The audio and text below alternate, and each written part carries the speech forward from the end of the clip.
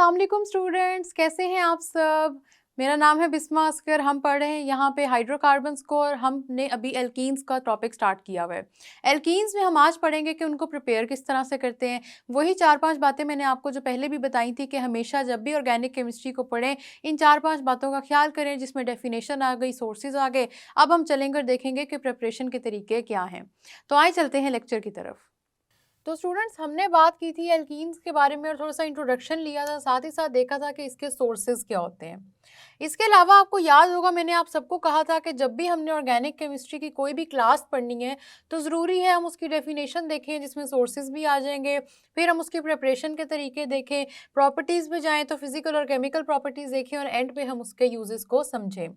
अब हम बात करें एल्कीन्स की और उसके हमने डेफिनेशन और सोर्सेज देख लिए, स्ट्रक्चर्स भी देख लिए कि जी एल्कीन किस तरह के होते हैं। आज के सेक्चर में हम बात करेंगे कि हम प्रिपेयर कैसे कर सकते हैं इन एल्कीन्स को इन द लेबोरेटरी। आपने किस तरह प्रिपरेशन करनी है इनकी, उसके बारे में बात करेंगे। और आपने ये बात याद रखनी है स्टूडेंट्स, जब भी एल्कीन्स को प्रिपेयर करना है तो ऑलरेडी कोई ना कोई ऐसा कंपाउंड मौजूद होगा कि जिसमें से आपने किसी एलिमेंट की या किसी एटम का रिमूवल करना है। अब एटम का रिमूवल क्यों करना होता है, ये बड़ी इंपॉर्टेंट चीज़ है। समझने की कोशिश करें कि जब भी आप एटम का रिमूवल करेंगे वो इसलिए करेंगे ताकि जितने कम एटम्स होंगे उसके वैकेंसी रह जाएगी कार्बन के पास, और कार्बन क्या करेगा, फिर दूसरे कार्बन एटम के साथ डबल बॉन्ड बना लेगा। अगर ये बात अभी समझ नहीं आई तो जब हम अभी रिएक्शंस पढ़ेंगे ना कि कैसे प्रिपेयर करना है लेबोरेटरी में एल्कीन्स को, तो मैं आपको बताऊंगी कि मैं क्या बात कर रही हूँ। सिर्फ एक बात याद रख लें कि आपके पास रिमूवल होगा एटम्स का, ठीक है। रिमूवल ऑफ एटम्स होगा, कौन से एटम्स का रिमूवल है वो ज़रा हम अभी थोड़ी देर में पढ़ लेते हैं। रिमूवल ऑफ एटम्स होगा तो जाके आपके पास एल्कीन बनेंगे ताकि एटम्स की कमी आए और डबल बॉन्ड्स बन सके। सबसे पहले देखते हैं डिहाइड्रेशन ऑफ एल्कोहल्स। डिहाइड्रेशन का क्या मतलब होता है। डिहाइड्रेशन का इजी वर्ड्स में सबको पता है, मतलब है रिमूवल ऑफ वाटर। ठीक है, आपके पास वाटर का रिमूवल हो जब जहाँ पे भी, उसको कहते हैं डिहाइड्रेशन। तो हमने किसकी डिहाइड्रेशन करवानी है, हमने करवानी है अल्कोहल्स की डिहाइड्रेशन। अल्कोहल्स में आप सबको पता है कि हाइड्रोक्सिल ग्रुप प्रेजेंट है। अगर हमने डिहाइड्रेशन करवानी है जिसका मतलब है वाटर का रिमूवल और वाटर फॉर्मेशन करवानी है, तो इसका मतलब है अल्कोहल के साथ कोई ना कोई आपने ऐसा कंपाउंड भी यूज़ करना है कि जिसके पास फिर हाइड्रोजन होगा ताकि वाटर निकल सके। ये बात समझ में आ रही है कैसे मैं कर रही हूँ कि देखिए आपके पास अल्कोहल में तो चले OH ग्रुप प्रेजेंट है, वाटर को OH नहीं चाहिए, सिर्फ वाटर को OH भी चाहिए और वाटर को हाइड्रोजन भी चाहिए। आपका अल्कोहल ये OH देगा। हम ये देखेंगे कि साथ ऐसा कौन सा दूसरा कंपाउंड मौजूद है जो हमें यहाँ पे हाइड्रोजन एटम देगा ताकि वाटर बन सके। ठीक है, हमने सबसे पहले ले लिया इथाइल अल्कोहल को और इथाइल अल्कोहल का हमने रिएक्शन करवा दिया सल्फ्यूरिक एसिड के साथ। सल्फ्यूरिक एसिड के साथ हम ये रिएक्शन करवाएंगे और इस रिएक्शन में हमारे पास रिजल्टेंट कंपाउंड जो बनेगा, इसको आप देख सकते हैं कि यहाँ पे इथाइल अल्कोहल का पार्ट है और साथ ही साथ सल्फ्यूरिक एसिड अटैच है। किस तरह से कि देखें, आपने सल्फ्यूरिक एसिड में से H2SO4 निकाल दिए और उसको H2SO4 में से आपने हाइड्रोजन निकाल दिए और हाइड्रोजन निकालने के बाद आपके पास जितनी चीज़ पीछे रह गई वो सारी आपने यहाँ पे अटैच कर दी है। तो जी H2SO4 में से आप देख सकते हैं कि एक हाइड्रोजन रिमूव हुआ है जिसकी वजह से आपके पास पीछे ये वाली चीज़ रह गई है। कैसे, ये देख लें, H2SO4 में से जब भी आप एक हाइड्रोजन को रिमूव करेंगे, अगर आपने ये हाइड्रोजन रिमूव कर दिया, एक हाइड्रोजन अभी भी इसके अंदर मौजूद है, ठीक है, चले एक हाइड्रोजन अभी भी इसके अंदर मौजूद है, हाइड्रोजन सल्फेट रह जाएगा पीछे, यही हम बात कर रहे हैं। ठीक है, लेकिन अभी हम देख लेते हैं कि हमने क्या यहाँ पे HSO4 है। तो ये देखिए स्टूडेंट्स, आपके पास आपने सबसे पहले क्या किया कि अपने अल्कोहल में से ये OH रिमूव कर दिया। अल्कोहल में से जब ये OH रिमूव हुआ है तो आपके पास पीछे क्या बच गया, आपके पास इथाइल का पार्ट बच गया। ये देख लें, इथाइल का पार्ट एज इट इज़ आपने अल्कोहल का अटैच कर दिया। उसके बाद आपने एक वाटर फॉर्मेशन करवानी थी, इसलिए आपने हाइड्रोजन निकलवा दिया H2SO4 से, और उसके निकलने के बाद जो चीज़ आनी चाहिए वो है हाइड्रोजन सल्फेट। ठीक है, तो ये देख लें, ये है हाइड्रोजन और साथ SO3, तो ये है चौथा ऑक्सीजन। ये बात समझ में आ रही है। इसको हम जो नाम देते हैं वो होता है इथाइल हाइड्रोजन सल्फेट, क्योंकि इथाइल ग्रुप अटैच है इसमें, साथ इसके अंदर ये हाइड्रोजन है, और SO4 क्योंकि हमारे पास सल्फेट होता है, इस वजह से जो इसका जो नाम होता है ना वो होता है हाइड्रोजन सल्फेट। ठीक है, और इथाइल ग्रुप ऑलरेडी साथ लगा हुआ है तो इसका नाम है इथाइल हाइड्रोजन सल्फेट। ये बात समझ में आ रही है। अब आपको मैंने बताया था कि हमारे जितने ऑर्गेनिक केमिस्ट्री के ख़ास तौर पे रिएक्शंस हैं, उनमें कोई ना कोई कंडीशन लाजमी होगी जिस पे वो रिएक्शन प्रोसीड कर रहा है। कोई ना कोई ऐसी चीज़ होगी जिसकी मौजूदगी में वो रिएक्शन हो रहा है। अगर वो कंडीशन ना हो तो वो शायद रिएक्शन भी ना हो। तो आपने कंडीशन याद रखनी है कि इथाइल अल्कोहल या किसी भी अल्कोहल की जब आप डिहाइड्रेशन करते हैं तो टेम्परेचर आप रखते हैं 180 डिग्री सेल्सियस।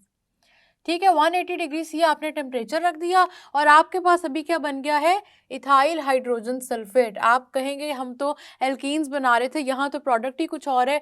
सब्र करें, अभी हम इस पर भी आगे जा रहे हैं। ठीक है, अब क्या होगा कि फर्दर हमने इसको रिएक्ट करवाना है और इसमें अभी वही ये अभी आपको, क्योंकि हमेशा मैंने आपको बताया है केमिकल रिएक्शंस आपके स्टेप बाय स्टेप होते हैं। तो ये जो स्टेप बाय स्टेप रिएक्शन हो रहा है इसमें से अभी फर्दर क्या होगा कि यहाँ से आपके पास इसकी जो है ना हीटअप होगा 180 डिग्री सेल्सियस पे। ये वाला जो कंपाउंड है जिसको हमने इथाइल हाइड्रोजन सल्फेट कहा है ना, ये वाला आपका कंपाउंड अभी भी हीटअप हो रहा है। ठीक है, ये वाला कंपाउंड क्योंकि अभी भी हमारे पास स्टूडेंट्स हीटअप हो रहा है, तो इसकी हीटअप होने के दौरान क्या होगा कि नए बॉन्ड्स बनेंगे, पुराने टूटेंगे और अब आपके पास बनेगा वही इथाइल अल्कोहल से इथीन जिसकी हम बात कर रहे हैं। ठीक है, यहाँ पे हम बात कर लेते हैं कि हमारे पास इस सब्सटेंस का, इस कंपाउंड की ब्रेकिंग किस तरह से होगी। देखें, ये टूटेगा कुछ इस तरह से। स्टूडेंट्स आपने गौर करना है कि एक तो सबसे पहला बॉन्ड इधर से टूट जाएगा, यहाँ से जो सबसे पहला बॉन्ड टूटेगा उसकी वजह से ये जो HSO4 है ये अलहदा से आ जाएगा। ठीक है, अभी ये नहीं समझना कि ये ही प्रोडक्ट है, ये मैं आपको समझा रही हूँ, इस चीज़ को गौर से देखें।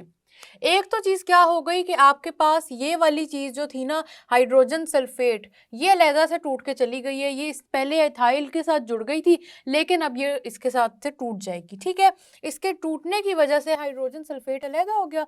अब आप देखें पीछे क्या चीज़ बच गई है। अपने माइंड में सोचें कि 2 कार्बन वाला कौन सा एल्कीन होता है। आपको याद आ गया होगा कि 2 कार्बन वाला सबसे सिंपलेस्ट एल्कीन है जिसको कहते हैं इथीन।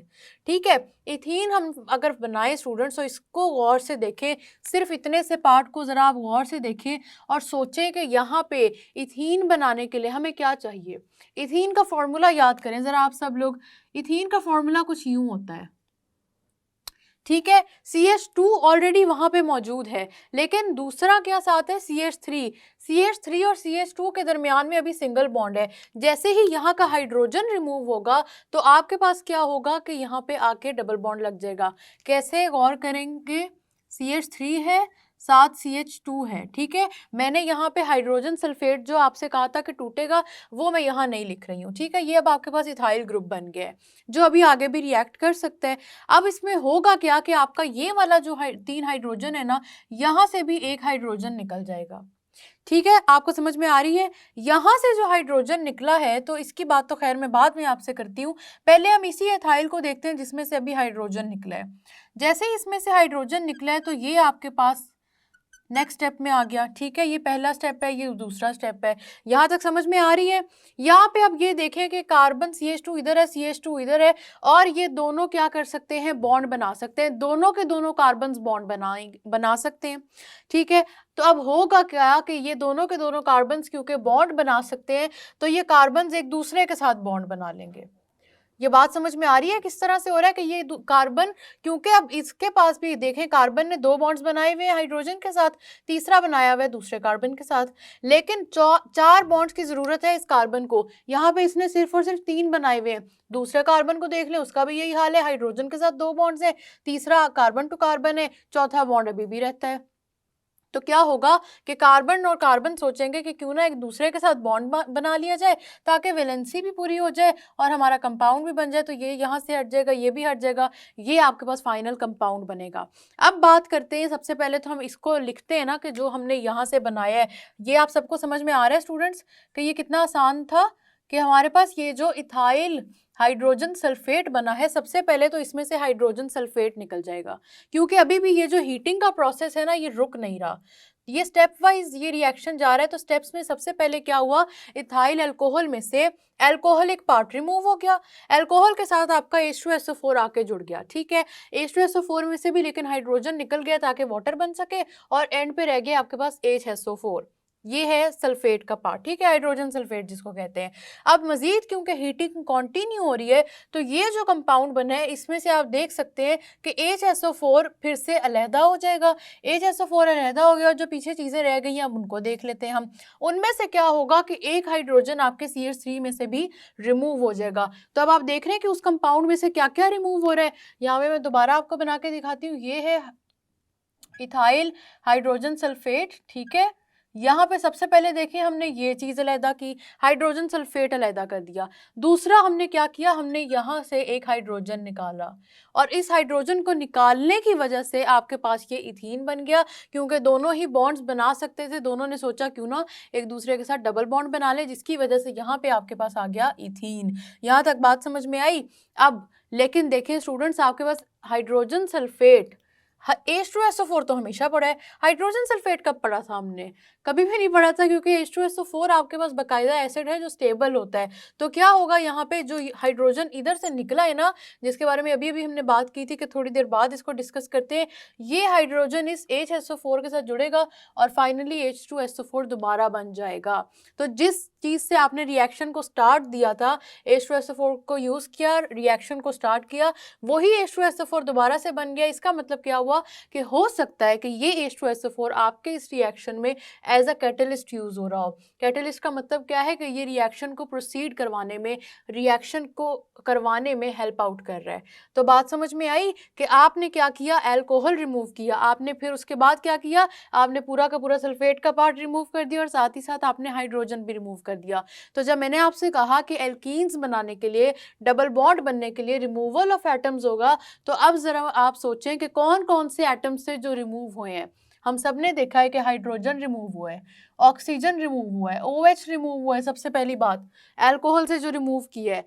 तो हमारे पास एटम्स का रिमूवल होता है एग्जिस्टिंग कंपाउंड्स में, और उन एटम्स के रिमूवल के बाद जो बॉन्ड बनता है वो होता है डबल बॉन्ड। ये बात समझ में आ रही है आप सबको? मुश्किल बात ये बिल्कुल भी नहीं है, गौर से अगर देख लेंगे तो बहुत ही आसान है। इंपॉर्टेंट चीज़ ये है कि कंडीशन जो प्रोवाइड करते हैं वो हमारे पास बिल्कुल सही होनी चाहिए, नहीं तो रिएक्शन जो है ना वो सही तरह प्रोसीड नहीं करता। तो H2SO4 के स्टूडेंट्स आपने याद रखना है कि ये एक्सेस में लेना है। एक्सेस का मतलब है कि ये बहुत ज़्यादा क्वांटिटी में लेना है। 180 डिग्री सेल्सियस टेम्परेचर होगा। सबसे पहले क्या होगा, अल्कोहल लेना है और अल्कोहल का OH ग्रुप रिमूव कर देना है, ठीक है। और उसके बाद हमारे पास क्या हुआ कि HSO4 sulphate, hydrogen sulphate attach हो जाएगा आपके इथाइल के साथ। इथाइल किसको कहते हैं, इथाइल इसको कहते हैं CH3CH2। हम सब ने अल्काइल फॉर्मेशन पढ़ी है, हम सबको पता है इथाइल किसको कहते हैं। हाइड्रोजन सल्फेट उसके साथ जुड़ा, लेकिन मजीद इसकी अभी डीकम्पोजिशन होगी, हाइड्रोजन सल्फेट अलहदा हो जाएगा, साथ ही साथ इथाइल से हाइड्रोजन सल्फेट एक हाइड्रोजन ले जाएगा और अपना एसिड H2SO4 कंप्लीट कर देगा। ये बात समझ में आई आप सबको? यहाँ पे छोटी सी बात एक और कर लेते हैं। आप देखें रिएक्शन किन दो चीज़ों के दरमियान हो रहा है, रिएक्शन हो रहा है एक अल्कोहल के दरमियान और रिएक्शन हो रहा है एक एसिड के दरमियान। अल्कोहल और एसिड के दरमियान रिएक्शन हो रहा है, रिजल्टेंट आपके पास बन रहा है वाटर। साथ ही साथ आपके पास ये जो चीज़ बन रही है ना, याद रख लेना स्टूडेंट्स, इसको हम एस्टर भी कहते हैं इन दोनों चीज़ों का। एस्टर हमने किस चीज़ पे बात की थी, आप सबको याद होगा, एस्टर्स की हमने बात की थी कि अल्कोहल रिएक्ट करेगा एसिड के साथ, कार्बोक्सिलिक एसिड भी हो सकता है, साथ ही साथ आपका H2SO4 भी वही रिएक्शन देगा। ये एस्टर सिर्फ इंटरमीडिएट कंपाउंड है। इंटरमीडिएट कंपाउंड्स कब बनते हैं कि जब भी आपका रिएक्शन स्टेप्स में प्रोसीड कर रहा होता है ना, कि अभी मैंने आपको जिस तरह बताया, पहला स्टेप होगा, दूसरा स्टेप होगा, फिर कुछ स्टेप्स के बाद वो रिएक्शन क्योंकि कंप्लीट होता है, इसी वजह से उन स्टेप्स के दौरान क्या होता है, आपके पास इंटरमीडिएट कंपाउंड्स बनते हैं। तो इस रिएक्शन में ये जो आपके पास इथाइल हाइड्रोजन सल्फेट है, ये इंटरमीडिएट कंपाउंड है। ये बात समझ में आ रही है आप सबको? मुश्किल रिएक्शन ये जरा भी नहीं था, बहुत ही इजी है। अल्कोहल मौजूद है ऑलरेडी, उसका बस आपने अल्कोहलिक पार्ट रिमूव करके कोशिश करनी है वहां डबल बॉन्ड लग जाए। हम एटम्स के रिमूवल से इथीन की प्रोडक्शन पढ़ रहे हैं।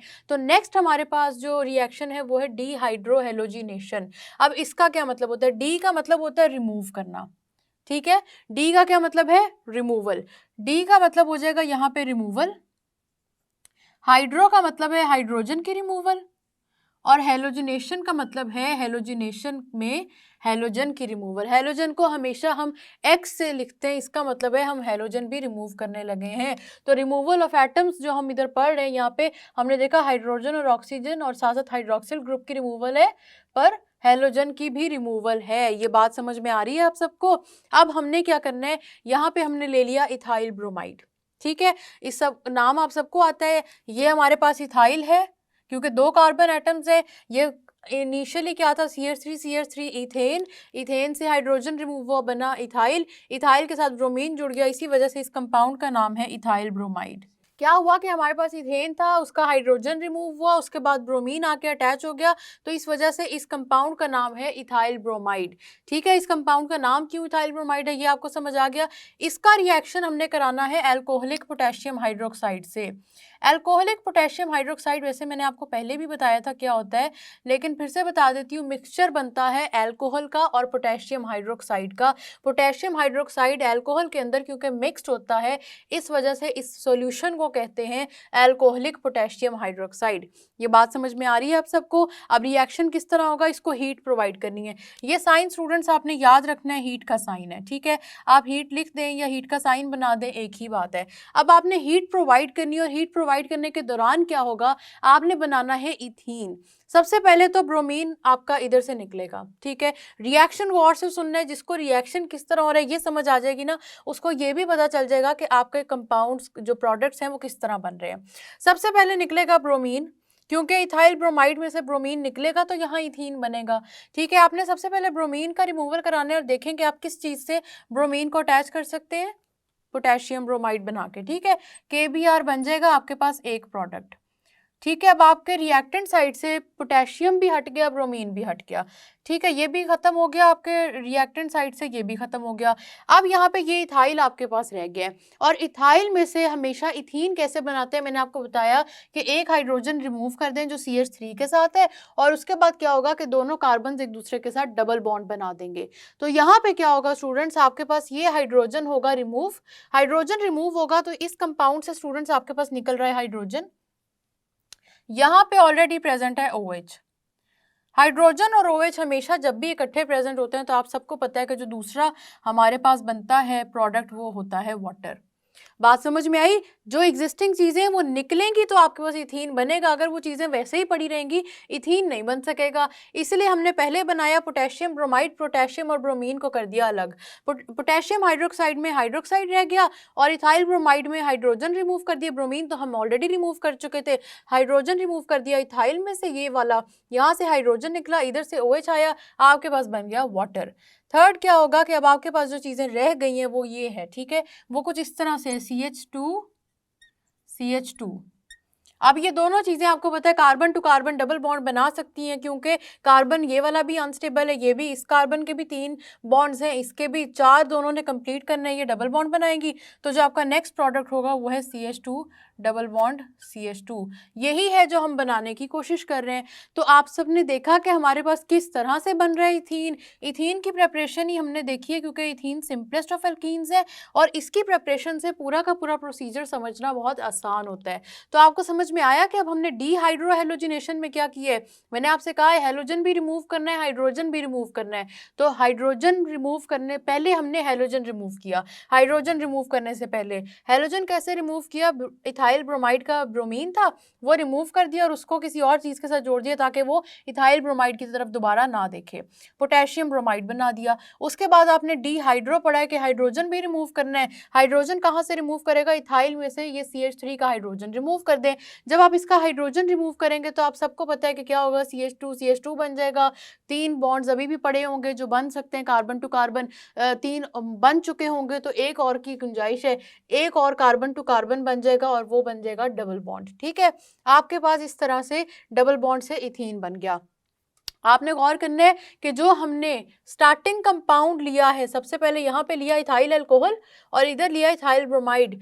स्टार्टिंग कंपाउंड में जितने कार्बन एटम्स मौजूद हैं उतने कार्बन एटम्स का ही आपका एल्कीन बनेगा। ये आप सबने याद रखना है कि अगर आपके स्टार्टिंग कंपाउंड में इथाइल था तो इथाइल से इथीन ही बना है, प्रोपीन नहीं बना। फिर ये बात समझ में आ रही है कि स्टार्टिंग कंपाउंड में क्योंकि 2 कार्बन एटम्स थे तो हमारे पास जो एल्कीन बना उसमें भी 2 कार्बन एटम है। यहाँ पे भी देख लें आपके पास स्टार्टिंग कंपाउंड में इथाइल ब्रोमाइड में 2 कार्बन एटम है, तो जो आपके पास एल्कीन बना है उसमें भी 2 कार्बन एटम है। ये बात समझ में आ रही है आप सबको? इसी तरह से हमने सारी बात की। और एक और बात जो इम्पोर्टेंट है, जो आप सबने याद रखनी है कि डिहाइड्रोहेलोजिनेशन में तो हमने पढ़ लिया कि हाइड्रोजन रिमूव होगा, लेकिन डिहाइड्रेशन में भी हाइड्रोजन रिमूव होगा। वो हाइड्रोजन आपने देख लिया कि फर्स्ट स्टेप में रिमूव नहीं होता, सेकंड स्टेप में रिमूव होता है। तो बात समझ में आ रही है कि हाइड्रोजन जब तक रिमूव नहीं होगा आपके इथाइल का, आप यहाँ पे प्रोपाइल अल्कोहल ले लें बेशक, लेकिन फिर भी आपको हाइड्रोजन जो CH3 वाला पार्ट है ना, उसका हाइड्रोजन रिमूव करना पड़ेगा। उसके बाद क्योंकि हाइड्रोजन रिमूव हो जाएगा, हाइड्रोजन रिमूव होने के बाद डबल बॉन्ड बनने की गुंजाइश बन जाएगी, तब जाके आपके पास एल्कीन बनेगा। तो ये बात याद रखनी है सबसे पहले कि जो कंपाउंड ले रहे हैं स्टार्टिंग में, जितने कार्बन एटम्स उसमें उतना ही आपका एल्कीन कार्बन एटम वाला बनेगा। और दूसरी बात क्या कि आपके पास हाइड्रोजन भी रिमूव होगा और हाइड्रोजन के अलावा जो चीज़ अटैच है वो भी रिमूव होगी। तो आपने याद रखना है कि कौन से एटम्स का रिमूवल है, क्योंकि इनके रिमूवल के बाद आपके पास एल्कीन बनेगा। ये इंपॉर्टेंट बात है। प्रिपरेशन पेपर में पूछी जाती है, शॉर्ट क्वेश्चन में भी पूछ सकते हैं, लॉन्ग क्वेश्चन में भी वो पूछ सकते हैं। सिर्फ ये भी पूछा जा सकता है कि आप लॉन्ग क्वेश्चन में कि describe how will you make और prepare alkenes in the laboratory.